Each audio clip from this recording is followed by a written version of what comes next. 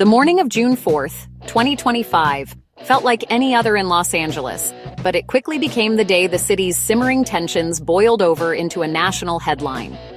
Federal agents from Immigration and Customs Enforcement, better known as ICE, launched a massive series of raids across the sprawling metropolis. These weren't small, targeted operations. This was a sweep that resulted in the arrest of over 2,200 people in a single day. The news spread like wildfire, not just through official channels but through frantic text messages and social media posts from families who watched their loved ones being taken away, some of whom had been living and working in these communities for decades, even participating in programs designed as alternatives to detention. The response from the people of Los Angeles was immediate and powerful. Within hours, spontaneous protests began to form, growing from small neighborhood gatherings into a massive, unified demonstration in the heart of downtown. Thousands of people from all walks of life, students, teachers, union workers, and families with children, flooded the streets. They carried signs with messages like "Families belong together and no human is illegal," their voices rising in a collective chant against what they saw as an unjust and cruel government action. The protests were a raw, emotional outpouring of anger and solidarity, a clear statement that the community would not stand by silently. This wave of protest wasn't just confined to those directly affected by the immigration system. It drew in a broad coalition of citizens who were deeply concerned about the tactics being used. Labor unions, like the SEIU, were particularly active, especially after one of their own prominent leaders was arrested in the sweep. They framed the raids not just as an immigration issue, but as state violence designed to instill fear and break apart the fabric of their communities. While the vast majority of these demonstrations were peaceful, the sheer scale of the unrest and the high emotions involved meant that some instances of property damage and clashes with law enforcement were perhaps inevitable. The situation in Los Angeles quickly became a symbol for a much larger nationwide debate. What began as a local response to a federal operation soon inspired solidarity protests in cities all across America, from New York to San Francisco, and even internationally. People saw the events in LA not as an isolated incident, but as a critical moment in the ongoing struggle over immigration policy, human rights, and the very character of the nation.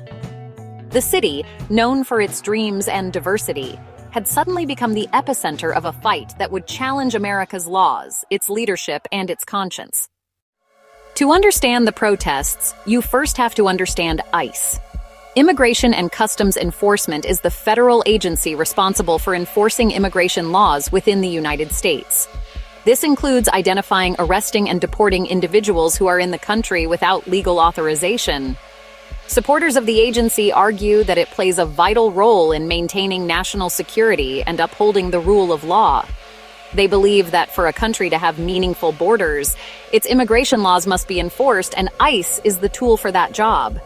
From this perspective, the raids in Los Angeles were simply the agency doing what it was created to do. However, opponents see ICE's actions in a very different light. They argue that the agency's tactics are often heavy-handed and inhumane, tearing families apart and terrorizing communities. Many of the people arrested are not dangerous criminals, but hardworking individuals who have been part of American society for years. Critics point out that separating parents from their U.S. citizen children creates lasting trauma and instability. The protests are fueled by a belief that this enforcement prioritizes punishment over people. As the protests in Los Angeles grew, President Donald Trump made a decision that dramatically escalated the situation. He deployed over 2,000 National Guard troops and 700 Marines to the city. The administration's justification was clear: the protests had become unruly, and local authorities were unable to restore order. From the White House's point of view, this was necessary to protect federal property, ensure the safety of ICE agents, and send a strong message about federal authority. Supporters saw it as decisive action to stop chaos and uphold law and order. This deployment was met with fierce condemnation from critics, including California's governor and the mayor of Los Angeles. They viewed federal troops on American streets as dangerous overreach and an intimidating show of force. Opponents argued that using the military for domestic law enforcement sets a worrying precedent. For them, the sight of soldiers in a major American city was about suppressing dissent and turning disagreement into military confrontation. At the heart of this entire conflict is a debate over the U.S. Constitution and the rights it guarantees to everyone on American soil.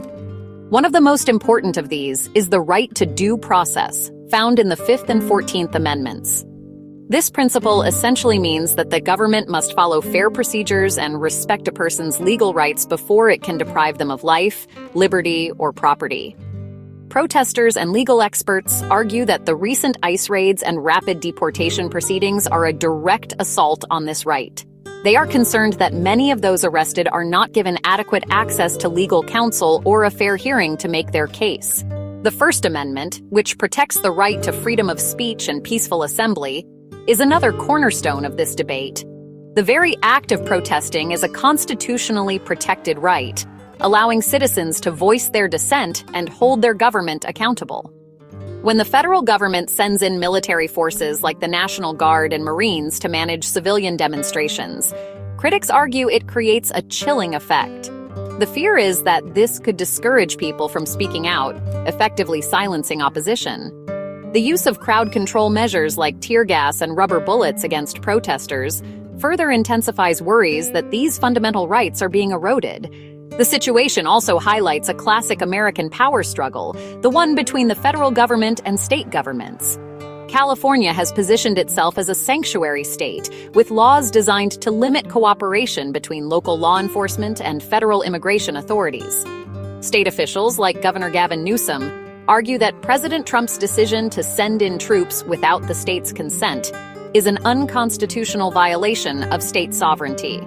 They see it as the federal government imposing its will on a local jurisdiction, using Los Angeles as a test case to see how far it can push its authority against cities that disagree with its policies.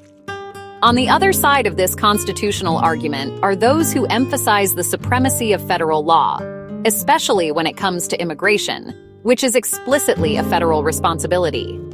Supporters of the administration's actions contend that when a state or city actively obstructs the enforcement of federal law, the president has the authority and even the duty to intervene to ensure those laws are upheld. This creates a fundamental clash of legal interpretations. Where does a state's right to govern itself end, and where does the federal government's power to enforce its laws begin? The courts are now being asked to draw that line. The intense debate unfolding in Los Angeles reveals two very different yet deeply held visions for America. On one side, you have a powerful call for law and order and national security. Supporters of the ICE raids and the federal troop deployment believe that a nation must control its borders to be secure. They argue that immigration laws exist for a reason and that allowing people to remain in the country without legal status undermines the entire system and is unfair to those who follow the legal process. For them, strong enforcement is not about cruelty. It is a necessary function of a sovereign nation protecting its citizens and its integrity.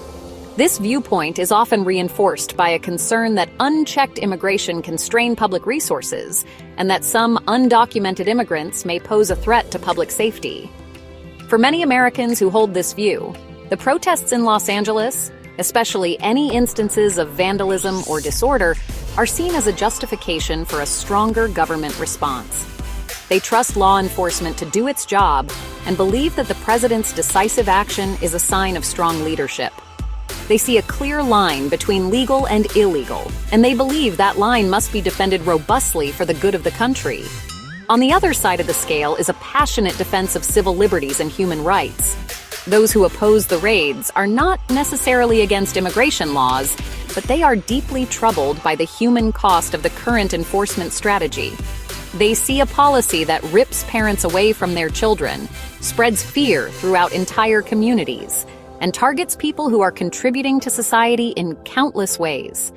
For them, the issue is less about legal status and more about moral principles. They believe a just society should be judged by how it treats its most vulnerable members, regardless of where they were born. This perspective emphasizes that the strength of America lies not just in its laws, but in its values of compassion, due process, and respect for individual rights. The presence of troops on city streets is viewed as a terrifying step toward authoritarianism, a betrayal of the democratic principle that the military should not be used against its own people. For these Americans, the fight in Los Angeles is a fight for the soul of the nation, a stand against what they see as the erosion of liberty in the name of security. Finding a path forward requires acknowledging the validity of both desires, the need for a safe, orderly society and the demand for a just, humane one.